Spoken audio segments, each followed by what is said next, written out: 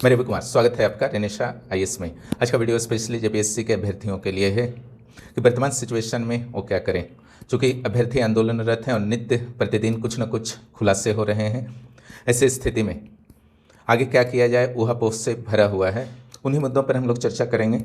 जहाँ तक आपका बात है 14 जेपीएससी का, तो 14 जेपीएससी के प्रीलिम्स के रिजल्ट आ चुके थे, लेकिन यह रिजल्ट पूरी तरीके से विवादित हो चुका है। चूँकि 2204 जो रिजल्ट आए थे उसमें सीआईडी ने आपका ओएमआर का जो कॉपी होता है कैंडिडेट के पास, उसको मंगाने की प्रक्रिया को शुरू की थी। लेकिन सारे अभ्यर्थियों ने 7 अगस्त तक जो डेट रखा गया था ना, वहाँ पर 400-450 अभ्यर्थियों ने भेजा ही नहीं, है ना। तब उनका भी जांच होगा कि 400-450 ने क्यों नहीं भेजा। दूसरी ओर एक आपका मुद्दा है कि जब अभ्यर्थी गणबात करने गए थे सरकार के डेलीगेशन से, 4 मंत्रियों का जो डेलीगेशन था, वहाँ पर आश्वासन दिया गया था कि प्रारंभिक परीक्षा और बैकलॉग के प्रारंभिक परीक्षा को रद्द कर दिया जाएगा।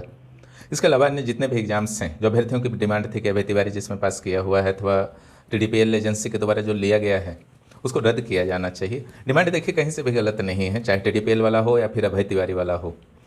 जब आपका इस तरीके से पूरा प्रणाली को दूषित कर दिया गया है, एग्जाम प्रणाली को दूषित कर दिया गया है, तो सारा भरोसा तो उठ जाता है ना जेपीएससी जेएसएससी जैसी संस्थाओं पर। जेपीएससी तो संवैधानिक संस्था है।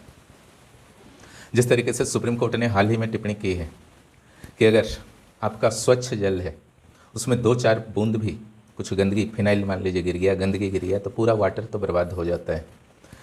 तो समस्या ये है कि सीजीएल पर अभी थोड़ा सा फोकस है आंदोलन, लेकिन सीडीपीओ हो, 11-13 हो, इस संदर्भ में भी कई खुलासे अभय तिवारी के द्वारा किए गए हैं और कुछ अन्य आरोपियों के द्वारा किए गए हैं जिनसे पूछताछ चल रही है। हालांकि उनकी पुष्टि अभी की जानी है, सीआईडी के द्वारा न्यायिक प्रक्रिया से उन सारी चीज़ों को गुजरना होगा। लेकिन खुलासे आ रहे हैं, कुछ ना कुछ शायद तथ्य होगा तब तो खुलासे आ रहे हैं। इससे हर एग्जाम के प्रति एक जो आशंका थी अभ्यर्थियों के दबाव के कारण जिस तरीके से इस वर्तमान में जांच हो रहा है गवर्नमेंट के द्वारा, तो कई खुलासे शायद सामने भी आ पा रहे हैं, अन्यथा शायद आते भी नहीं। लेकिन ये सकारात्मक है कि हर एग्जाम में जो कमियां थीं, गड़बड़ियां थीं, वो सारे सामने आ रहे हैं। तो कम से कम कुछ कार्रवाई तो होगा न्यायालय के द्वारा भी, है ना। क्योंकि न्यायालय के पास भी अभ्यर्थियों को आज तक का जो इतिहास रहा है जेपीएससी का, पहला से लेकर के आज तक, निराशा ही हाथ लगी है। इसका जो सबसे बड़ा रीज़न आपका होता है कि अभ्यर्थी पढ़ाई करें कि आंदोलन करें कि सबूत इंतजाम करें।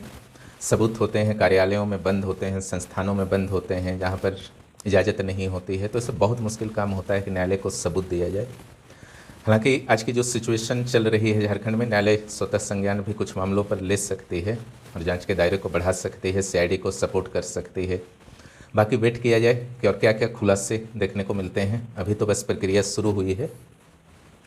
रही बात 14 जेपीएससी के अभ्यर्थियों की, 11-13 के संदर्भ में जो भी आपके खुलासे हुए हैं, अभी एक शुरुआत है। सीडीपीओ में भी जैसा आरोप लगाया गया था कि जनरल सीट्स में आउट ऑफ स्टेट वाले हो गए हैं। जनरल सीट है, कोई भी भर सकते हैं, कोई भी पास कर सकते हैं, नॉर्मल सी बात है। लेकिन किसी भी स्टेट में इतनी भी अनिश्चितता नहीं होती, उस स्टेट के अभ्यर्थी इतने भी कमज़ोर नहीं होते हैं कि सारे के सारे जनरल सीट 21 में से 19 जनरल सीट आपका आउट ऑफ स्टेट वाले ले लें। कुछ तो गड़बड़ी हुई है ना। सरकार को इस पर निश्चित रूप से ध्यान देना चाहिए। अभ्यर्थियों की डिमांड है कि सीजीएल परीक्षा को रद्द किया जाए, उसके बाद सीबीआई जांच भी किया जाए। जबकि सरकार का कहना है कि कुछ कानूनी समस्याएं हैं, प्रक्रियागत समस्याएं हैं। तो जब सरकार के द्वारा ऐसा कहा जा रहा है तो उस कानूनी और प्रक्रियागत समस्याओं पर सरकार और अभ्यर्थियों के बीच चर्चा होनी चाहिए। उसको कैसे सॉल्व किया जा सकता है अगर कुछ बाध्यताएँ हैं तो। 14 जेपीएससी पर हम लोग आते हैं। जो अभ्यर्थी हैं, सीट तो 103 है और बैकलॉग में आपका 45 + 7 52 है, यानी कि टोटल आपका 155 सीट्स हैं। लेकिन लाखों अभ्यर्थी इससे प्रभावित हो गए हैं, क्योंकि कट ऑफ जितना ऊंचा चला गया था और जिस तरीके से गलत आंसर बार बार दिए गए थे, वहाँ से तो बहुत कुछ आशंकाएं उत्पन्न होने लगी थी। यहाँ तक कि जो अभ्यर्थी पास भी कर गए थे प्रीलिम्स, उनके मन में भी तरह तरह की आशंकाएं अपने आप उत्पन्न हो गई थीं। उस समय ऐसा कुछ नहीं था, पेपर के माध्यम से पता चल रहे हैं, तो ये सब उस समय नहीं था। लेकिन फिर भी आशंकाएं बहुत सारी थीं, है ना। और यही 14वां जेपीएससी का आंदोलन शुरू हुआ था। इसके पीछे पीछे सारे एग्जाम्स से संबंधित अभ्यर्थी जो असंतुष्ट थे, उन्होंने आर पार की लड़ाई का एक तरीके से डिसीजन इस बार ले लिया है। सरकार भी पूरी तरीके से आश्वासन दे रही है, लेकिन अभ्यर्थी सीआईडी पर भरोसा नहीं कर पा रहे हैं सीजीएल के पिछले जांच के कारण। बस समझिए टकराव वहीं पर है। जांच के लिए सरकार भी तैयार है, अभ्यर्थी भी जांच की डिमांड कर रहे हैं। सीजीएल के मामले को छोड़ दिया जाए तो बाकी जगह अभ्यर्थी खुद ही बोल रहे हैं कि जांच कर लीजिए, लेकिन सीबीआई से जांच कीजिए, उसके बाद आप हटाइए जो जो गलत हैं। पूरा एग्जाम दूषित है, पूरा एग्जाम को हटाइए, है ना। तो विशेष टकराव नहीं है, छोटा मोटा 2-3 बिंदु है जिस पर सरकार एकदम रेडी नहीं है और अभ्यर्थी भी एनी हाउ इसमें समाधान इस बार फुल एंड फाइनल चाहते हैं, है ना। अभ्यर्थियों का प्रयास जारी है सरकार को समझाने का, अभ्यर्थी भी सरकार पर विश्वास रखे हुए हैं। जहाँ तक बात है 14 जेपीएससी की, तो 14 जेपीएससी में आपका लगभग 400 से 450 OMR अभी तक सीआईडी के पास नहीं पहुँचे हैं।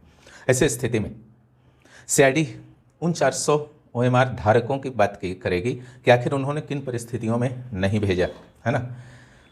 क्या वो भी किसी तरीके के माल प्रैक्टिस में शामिल थे तो उन पर एक्शन भी लिया जाएगा, गिरफ्तारियां भी होनी चाहिए, क्योंकि वो झारखंड जैसे छोटे से राज्य के एग्जाम्स की प्रक्रियाओं को इस तरीके से प्रभावित नहीं कर सकते हैं जहां पर दिन रात करके स्टूडेंट्स मेहनत करते हैं। हाँ, ये महसूस होता है कि चलो हमारा नहीं हुआ, किसी और स्टूडेंट का हो गया, लेकिन वो हमसे बेहतर था, तो फिर विशेष टेंशन की बात किसी भी अभ्यर्थी के लिए नहीं होती है। उनको लगता है ठीक है इस बार नहीं हुआ, अगला बार हो जाएगा। ये समस्या है। यहाँ पर जो आपका है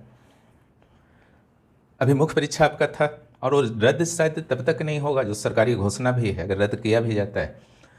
अभी पूरी तरीके से स्पष्ट नहीं है कि रद्द जो होगा वो पूरा एग्जाम रद्द होगा या परिणाम रद्द होगा या फिर उन 400 लोगों या 450 लोगों का रिजल्ट रद्द होगा। बहुत अभी अस्पष्टता है, क्योंकि मैटर ये हुआ जैसे आपका एज रिलैक्सेशन का मुद्दा है, एग्ज़ाम रिफॉर्म का मुद्दा है, या फिर जो फर्स्ट राउंड की वार्ताएं हुई थी जिसमें रद्द वगैरह होने की बात की गई थी, तो उस पर किस तरीके से इन प्रक्रियाओं को आगे बढ़ाया जाएगा, तो इस पर चर्चा नहीं हो पाई है, क्योंकि सीजीएल मुद्दे पर थोड़ी सी वार्ता अटक गई है ना। दोनों पक्ष इस चीज़ को स्वीकार नहीं कर पा रहे हैं कि सीबीआई से जांच किया जाए, सीआईडी से, जिसके कारण इन मुद्दों पर भी और डिटेल डिस्कशन की ज़रूरत थी। तो अभी अस्पष्टता है, ठीक है, यह स्पष्ट होगा सरकार के द्वारा ही, अभ्यर्थी तो यहाँ कुछ नहीं कर सकते हैं। और दूसरी बात, जब जेपीएससी में अध्यक्ष और सदस्य पूरी तरीके से खाली हो चुके हैं, उचित भी था, है ना। जिस तरीके से इंटरव्यू में मार्क्स दिए जा रहे थे मनमाने तरीके से, और वो तो उसी समय बहुत सारी आशंकाएं उत्पन्न होती थी, और जिस तरीके से वर्तमान में आरोप लग रहे हैं, तो फिलहाल उनका हट जाना ही ठीक था। अब नए अध्यक्ष और सदस्य आएंगे, सरकार निश्चित रूप से ध्यान रखे कि जो भी नए अध्यक्ष और सदस्य होंगे तो जेपीएससी कभी भी अब इन विवादों में तो कम से कम नहीं पड़े। बहुत हो गया, 26 ईयर हो गया। आपको क्या करना चाहिए? आपको सिंपल सी बात है कि मुख्य परीक्षा का डेट अभी सामने है नहीं, मुख्य परीक्षा भी अधर में लटका हुआ है आपका, चाहे दोनों बैकलॉग हो या फिर आपके रेगुलर वाले एग्जाम हो। FRO वगैरह भी आपका अभी अधर में लटका हुआ है, सेफ FRO वगैरह, क्योंकि उस पर भी कई तरीके के आरोप लगे हैं, पेपर में आप लोग पढ़ ही रहे होंगे। तो इस सारे जो आपके हैं, तो पीटी मेंस अभी कुछ भी अवसर निर्धारित नहीं है ना। ना अध्यक्ष है, ना सदस्य है, ना कैलेंडर है, ना पीटी का डेट है, ना मेंस का डेट है, कुछ नहीं है। ऐसी स्थिति में करना क्या चाहिए? अभी आप आंदोलनकारी छात्रों का साथ दे रहे हैं, उनका भी साथ दीजिए, प्लस जो समय मिलता है पीटी और मेंस दोनों को स्टडी कीजिए, ठीक है।